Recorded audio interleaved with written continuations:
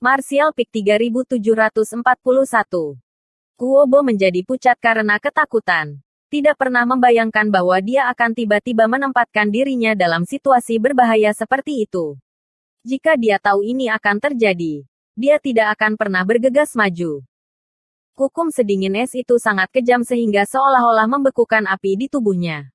Kuobo mencoba yang terbaik untuk menghindar, tetapi dia masih terkena cakar naga. Dalam sekejap, beberapa luka panjang muncul di tubuhnya. Dan pada luka-luka itu, niat sedingin es mendatangkan malapetaka.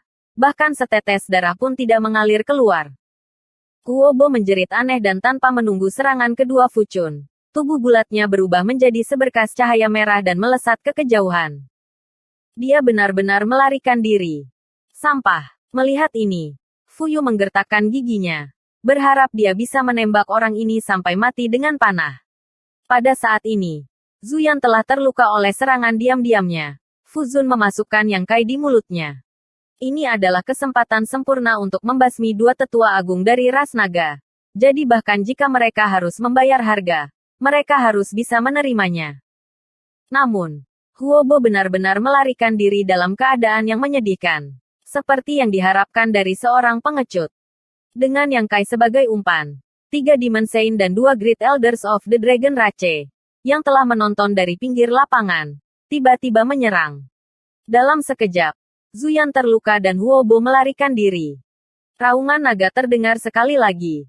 Dan di langit, tubuh besar Azure Dragon dan Ice Dragon terjalin seolah-olah mereka telah menjadi satu. Aura mereka terhubung bersama saat mereka mengangkat kepala naga raksasa mereka tinggi-tinggi, menghadap ke dunia. Dua tetua besar ras naga adalah suami dan istri untuk memulai. Dan setelah bertahun-tahun hidup bersama yang tak terhitung jumlahnya, mereka sudah lama memahami niat satu sama lain dan mengembangkan serangan bersama. Satu Zuyan atau Fuzun memiliki kekuatan yang sebanding dengan Kaisar Agung. Jadi serangan gabungan pasti tidak sesederhana 1 tambah 1 sama dengan 2. Jika bukan karena serangan kombinasi ini, bagaimana mungkin mereka menjadi lawan dari 3 Saint Iblis? Mereka telah bertarung satu sama lain lebih dari sekali. Jadi ketika mereka melihat dua tetua besar ras naga bertindak seperti ini, apakah itu Sueli atau Fuyu? Mereka berdua menghela nafas dalam hati mereka, mengetahui bahwa kesempatan terbaik mereka telah hilang. Bahkan jika mereka bertarung sampai mati, tidak mungkin mereka bisa melakukan apapun pada mereka. Paling-paling, kedua belah pihak akan menderita kerugian besar. Dengan ki mereka terhubung, energi es dingin dari tubuh Fuzun menyegel luka di dada dan perut Zuyan. Kekuatan Azure Dragon terletak pada kemampuannya untuk memulihkan dirinya sendiri, sehingga memiliki kekuatan hidup yang tidak dapat dihancurkan di dalam tubuhnya.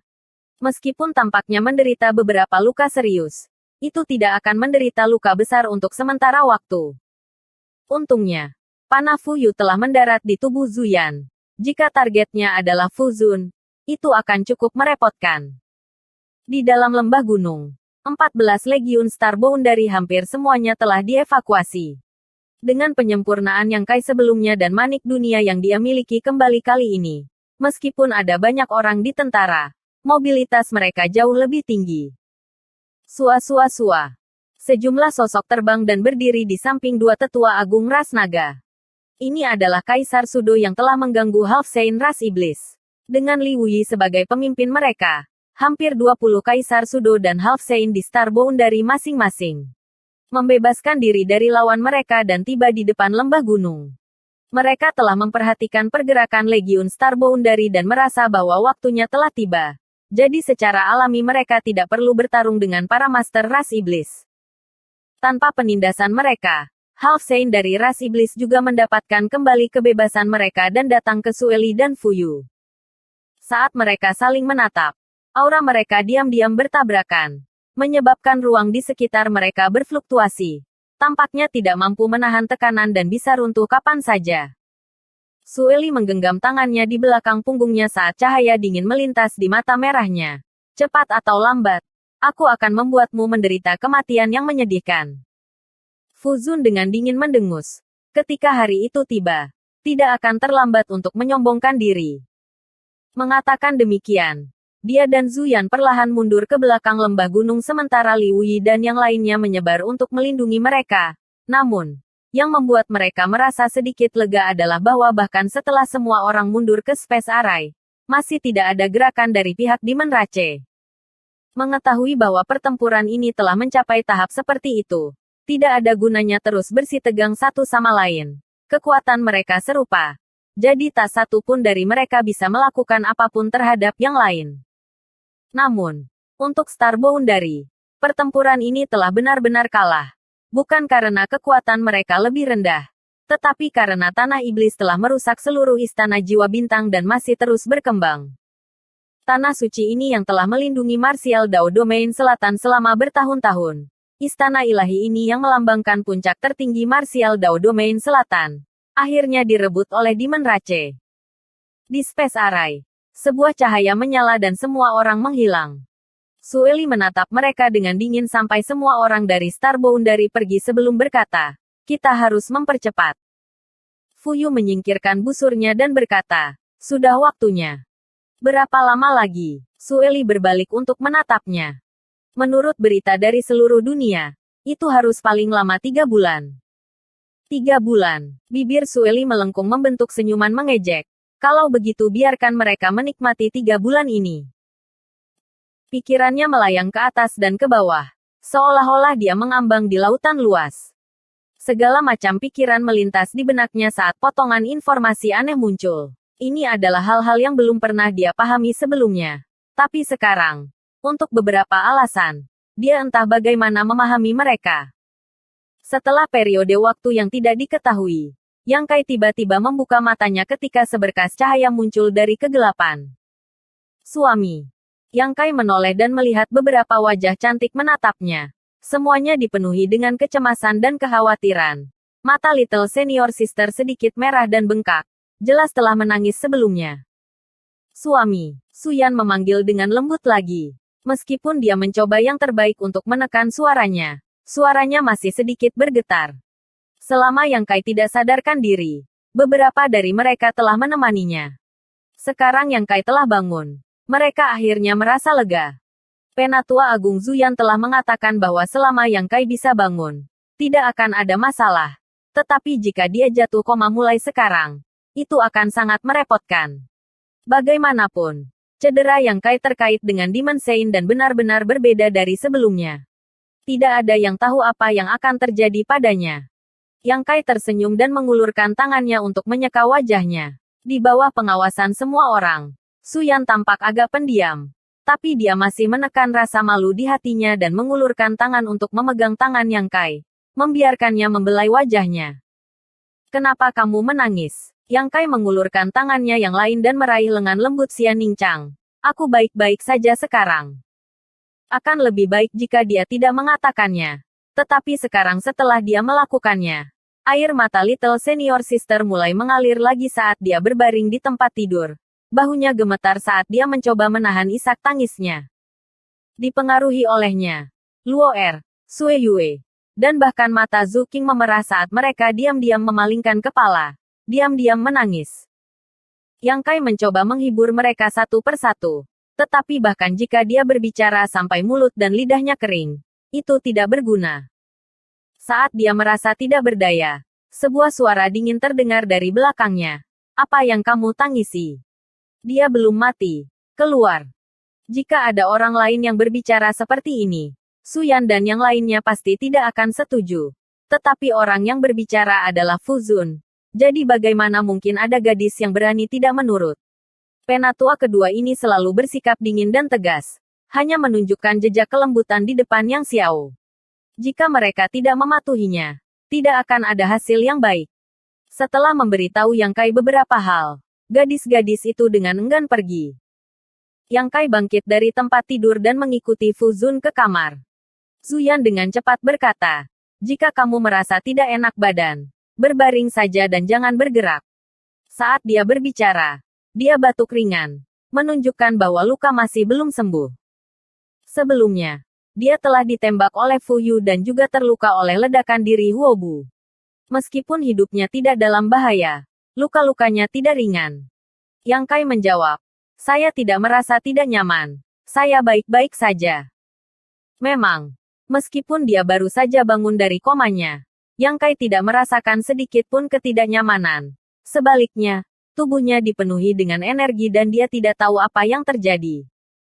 Zuyan tercengang ketika dia dan Fu Zun melihat ke atas dan melihat bahwa Yang Kai memang baik-baik saja, menyebabkan mereka mendecakkan lidah dengan heran. Raja Iblis tingkat tinggi biasa tidak akan mampu bertahan jika mereka menjadi sasaran Demon Sein. Tapi Yang Kai telah berhasil melawan Sueli secara langsung.